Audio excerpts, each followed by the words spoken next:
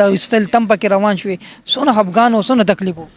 هغه خبرې دلته د کولو ما ته چې هغه ورځ را یادېږي زما بیا په سترګو کې اوښکې راځي زه والله چې هغه خلکو کومه مینه مال هلته راکړه او کومه جړه او کوم دغې د دواړه سیټ خلکو د سیټ خلک دومره ډېر زیات خفه وو چې ته لاړې ته بیا نه راځي خفه وم دې خلکو سره زما وخت تېر شوی ژوند دلته پیدا شوی وم دلته ما خپوړې کړې وې او هغه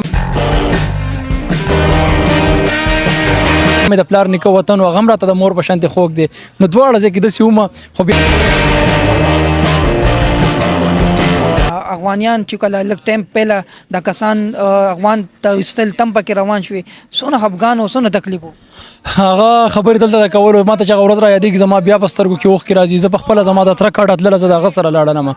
او والله چې هغه خلکو کومه مینه مال هلته راکړه او کومه جړه او کوم دغې د دواړه سیټ خلکو د سیټ خلک دومره ډېر زیات خفه وو چې ته لاړې ته بیا نه راځي زما دپاره زما ملګری دی عیسی خان